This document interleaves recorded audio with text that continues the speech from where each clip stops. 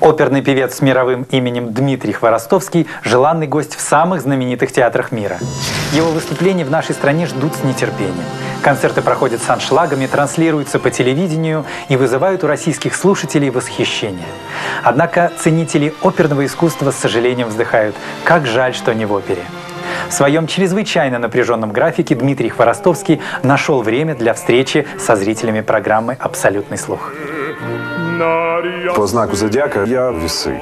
И вся моя жизнь — это вот постоянное балансирование и искание чего-то еще. И вот этот поиск, он постоянно приводит меня к каким-то неожиданным, что ли, поворотам, каким-то новым жанрам.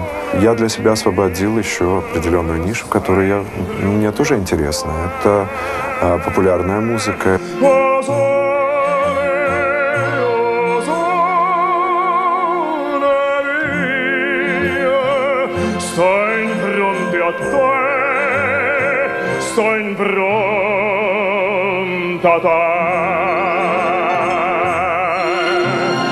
Если ты пустой совершенно и эмоционально не наполняешь то, о чем ты поешь, не чувствуешь, лучше тебе уйти со сцены, потому что даже если у тебя супер красивый, супер большой какой-то тембристый голос, это в общем, достаточно 2-5 минут для того, чтобы повергнуть публику в сон. И такое очень часто случается. Не встречал бы вас, не любил бы так, я бы прожил жизнь, улыбающись, а вы сгубили меня, очи черные унесли мое счастье. Шаляпин с детства был моим кумиром. С детства я преклонялся перед пением, прочувствованным пением о чем-то. С пением Шаляпина я, в принципе, понял, как и каким нужно быть, и каким стать. Певцом или даже человеком.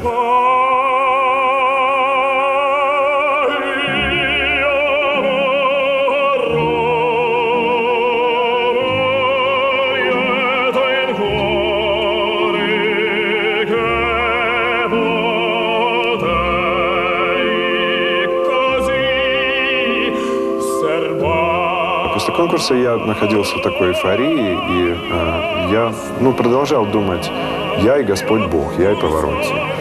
Я был преисполнен самого себя, своего собственного достоинства, своей гениальности.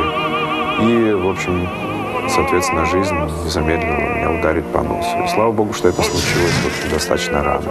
Вовремя меня отрезвило. Но, в принципе, таких щелчков по носу я получил достаточно не только в начале своей карьеры, но и на протяжении всей своей карьеры. Время от времени я прохожу такое отрезвление.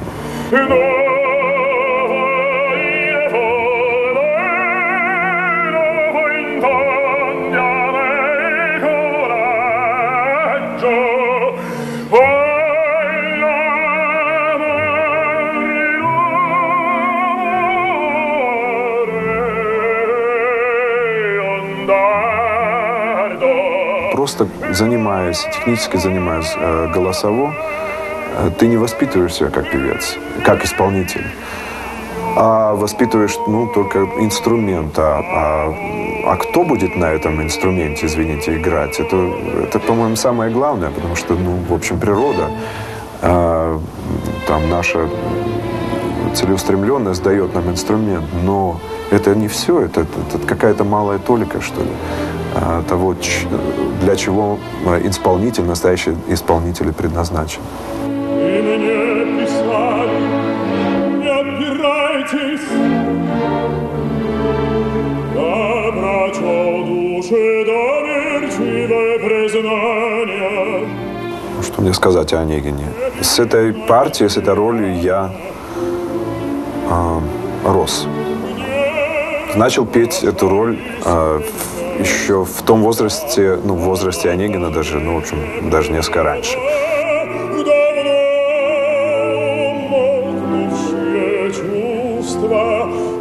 Но вас хвалить я не 92 году, когда вот мы во главе с Ириной Константиновной Архиповой, поющую няню тогда, мы все очень стали русским барьером против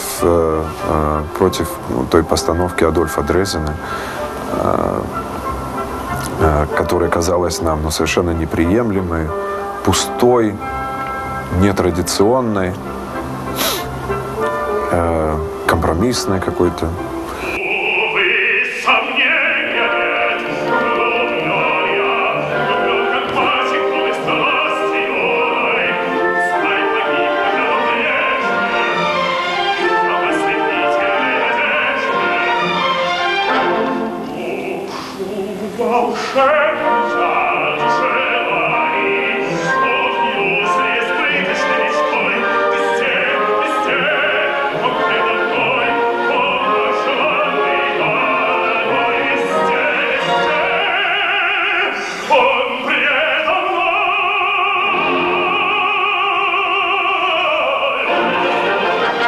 Десять лет спустя, в 2002 году, я посмотрел эту постановку на видео. И я сидел и восторгался. Концептуальное время прошло, потому что к тому времени я уже спел в нескольких постановках Онегина, которые были, просто... Вот эта постановка была просто цветочки по отношению к тем постановкам. Понимаете, то есть вот этот вот барьер, вот это вот лимит допустимого, что ли, в театре постоянно двигается. Много лет тому назад шокировало людей, что людей переодевали в современные костюмы. Ах, как это возможно? Теперь они уже от костюмов отказываются и раздевают людей. Но это не в этом главное. Главное ведь все-таки в глубине прочтения. Если этого нет, то просто переодевание или раздевание ничему не приведет. Я считаю, что это безнравственно. Просто безнравственно и со стороны артистов тоже. Когда бы жизнь домашним кругом я ограничить захотел, когда мне быть отцом, супругом, приятный жребий повелел, то, верно, кроме вас одной,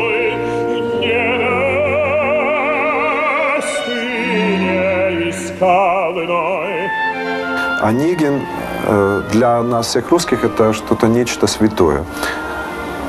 Это наша традиция, это наша абсолютно неприкосновенная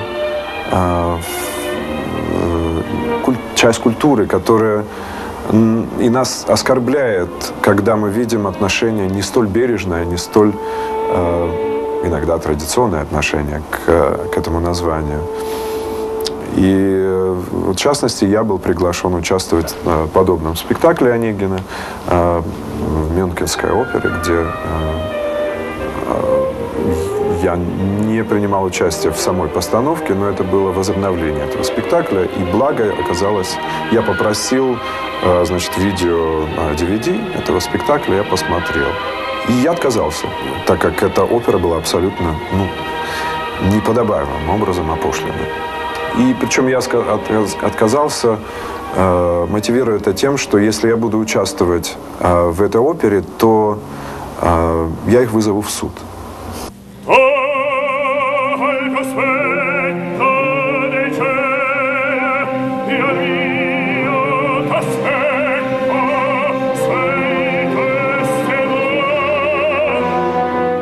Мне интересно работать с выдающимися личностями. Как правило, выдающиеся дирижеры, режиссеры, артисты по-настоящему, они адекватны. Поэтому с ними работать интересно. Сложно, но интересно. И работая, ты очень многому учишься.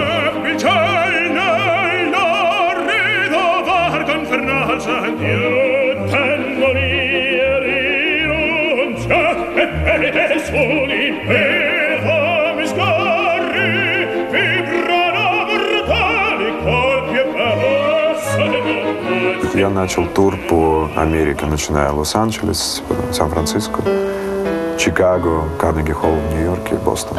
С романсами Фуре, Танеева, значит, Листа и Чайковского, последний опус Чайковского.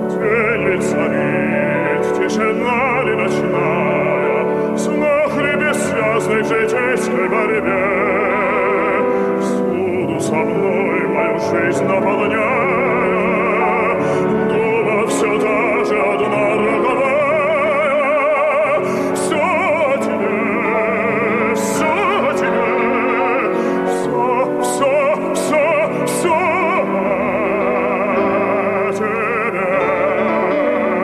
Я как являю собой, ну, своей работой, что ли, своей деятельностью определенную миссию. Как правило, я пою русскую музыку.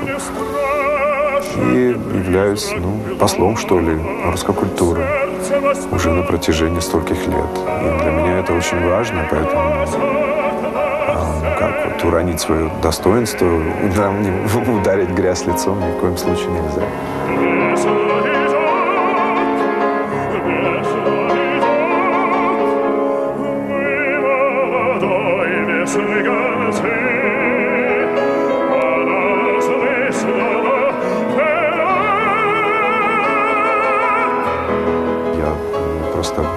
Обожал. Сайридова был потрясающий, интересный человек, удивительный рассказчик, с удивительным чувством юмора. Очень русский, сильный человек очень, глубоко чувствующий, знающий очень много, глубоко переживающий. Я в буквальном смысле я чувствовал какую-то отцовскую любовь к себе.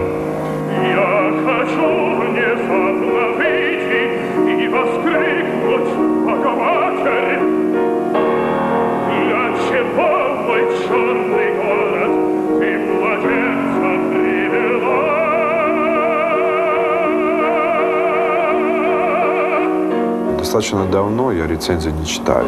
И, как правило, нахожу какие-то нонсенсы. Весь наш мир, я не знаю в связи с чем, но специалисты становятся все менее и менее профессиональными, некомпетентными. Были такие статьи, которые писались людьми, которые... Ну, такое впечатление, что они не были на... Нет, серьезно, они не были на или концерте, или на выступлении. Написаны были какие-то, ну, в общем, совершенно неподобающие вещи, которые, ну, просто их не было, не имело места быть вообще. Вплоть до белого цвета костюмчика, который у меня есть, кажется. Но я его обычно не надеваю. Но есть какие-то вещи, которые отдельные, что ли, вещи, на которых я немножко мог чему-то поучиться. И таких, в общем, компетентных людей, их единицы. Тех людей, которые я могу слушать и доверять.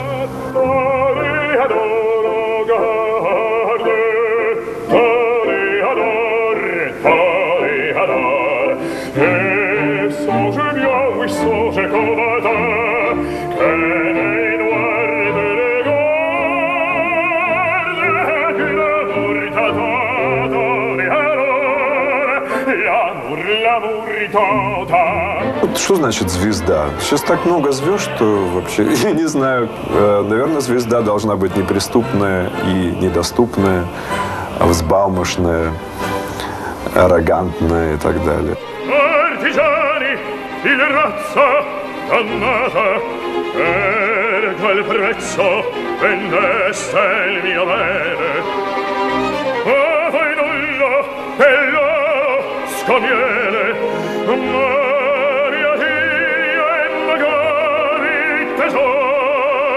Звездой себя не считаю. Считаю, что я, в общем, профессиональный, вполне профессиональный русский оперный певец.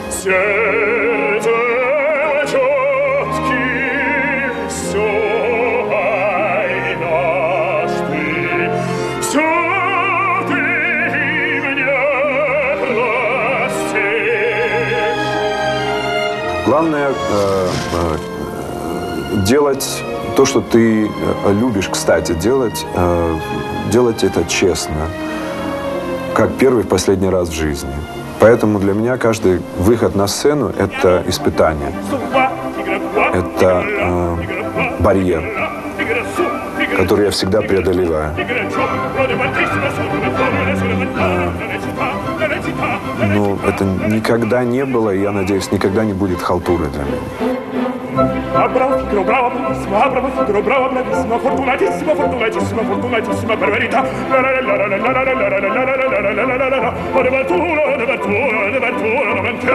Sono imparato nella città, sono imparato